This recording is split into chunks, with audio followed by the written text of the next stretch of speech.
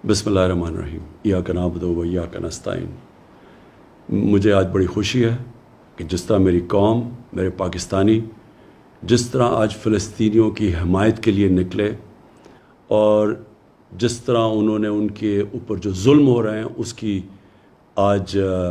निशानदेही की और उसकी मज़म्मत की, मैं आपको सबको खराज तहसीन पेश करना चाहता हूँ। जब से इसराइल बना, पाकिस्तान का हमेशा एक ही स्टैंड रहा है और वो स्टैंड था कायद-ए-आज़म मोहम्मद अली जिन्ना का, हमारे अजीम लीडर का, कि फ़लस्तीनियों से बहुत बड़ी नाइंसाफ़ी हुई है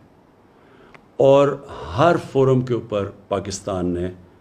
फ़लस्तीनियों के साथ खड़े रहे। 27वीं रात को मैं मस्जिद नबी में था जब मुझे पता चला कि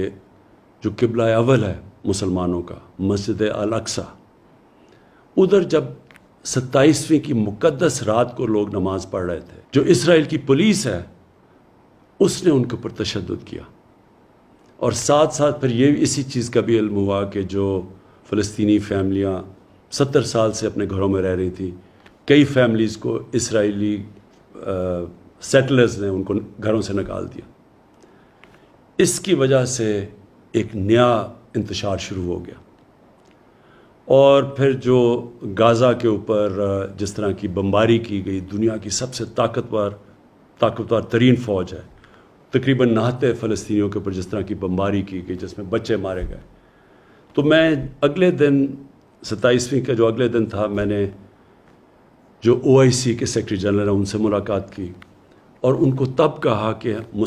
OIC को इसके ऊपर स्टैंड लेना चाहिए और यूनाइटेड नेशंस में इशू को उठाना चाहिए।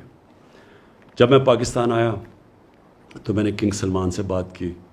और उनसे भी यही हम बात की कि ये जो जुल्म हो रहा है फ़लस्तीनियों पे और जो अल-अक्सा में हुआ है, इसके ऊपर हमें अपनी आवाज़ बुलंद करनी चाहिए। तुर्की के जो प्रेसिडेंट है तैयब अर्दोगान, उनकी मुझे कॉल आई, उन्होंने भी यही चीज़ कही। महातिर मोहम्मद की मैसेज आई, कॉल आई, उन्होंने भी यही चीज़ कही। और फिर मैंने बात की फ़लस्तीन के जो सदर हैं महमूद अब्बास, और उनसे हमने कहा कि हम पूरी तरह उनको यकीन दिलाया कि हम सब पाकिस्तान, बल्कि मुसलमान दुनिया, बल्कि वो दुनिया जो इंसाफ में मानती है, वो सब उनके साथ खड़ी है। शाह महमूद कुरैशी को उसके बाद फिर मैंने कहा कि वो यूनाइटेड नेशंस की जनरल असेंबली में जाएं और OIC और मुसलमान मेंबर से इस इशू को उठाएं, और उन्होंने बड़े भरपूर तरीके से इसको उठाया और मैं उनको दाद देता हूँ इसकी। मैं जो एक चीज़ देख रहा हूँ, मुझे एक बड़ी खुशाइन चीज़ नज़र आ रही है और वो क्या है कि दुनिया का पब्लिक ओपिनियन चेंज हो रहा है। मैंने इतना टाइम मगरब में गुजारा, पहले भी जब इसराइल की फ़ौजें जुल्म करती थी फ़लस्तीनियों पे, तो मैं कभी मगरब के अंदर उनके अखबारों में, उनके मीडिया, उनके पॉलिटिशियंस को मैंने कभी नहीं देखा कि इसराइल की वो तनकीद करें, बल्कि वो सारे इसराइल को ऐसे होता था कि जैसे जुल्म इसराइल पे हो रहा है। लेकिन ये पहली दफ़ा है कि वहाँ से आवाज़ें उठनी शुरू हुई, उनके अखबारों ने इसकी तनकीद की, उनके मीडिया ने इसकी तनकीद की और पॉलिटिशियंस ने खड़े होके, कभी मैंने समझता था कि अमेरिका में वो इसकी इसराइल की तनकीद करेंगे और मगरबी ममालिक में। इसकी ये जो पब्लिक ओपिनियन तब्दील हुआ है, इसकी एक बहुत बड़ी एक और वजह है सोशल मीडिया। मेन मीडिया अगर कोई रिपोर्ट को रोकता भी है, कोई सेंसर भी करता है, तो सोशल मीडिया पे एक ऐसी फोर्स आ गई है कि उससे अब कोई भी कम्युनिकेशन और न्यूज़ को रोक नहीं सकता। और इससे मुझे नज़र आ रहा है कि दुनिया का पब्लिक ओपिनियन चेंज हो रहा है। आज से 30 साल पहले इसी तरह तब भी दुनिया का पब्लिक ओपिनियन चेंज हुआ था। साउथ अफ्रीका, उधर एक ऐसी रजीम थी, एक ऐसी गवर्नमेंट थी और बड़ी देर से, कई सालों से थी, जो नस्ल परस्त थी, जो एशियंस और अफ्रीकन्स को बराबर के शहरी नहीं समझती थी, और इनके साथ बड़ी बड़ी दुनिया की ताकतें खड़ी हुई थी इस नस्ल परस्त रजीम के साथ। लेकिन जब दुनिया में पब्लिक ओपिनियन चेंज हुआ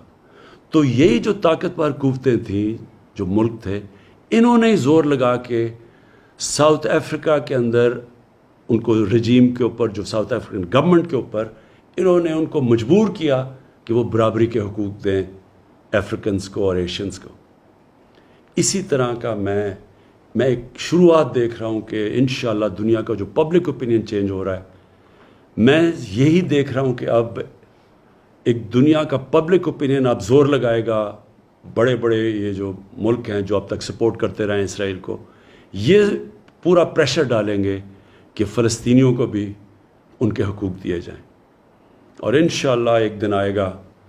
جب کہ فلسطین کے لوگوں کو اپنا ملک ملے گا، ایک منصفانہ سیٹلمنٹ ملے گی،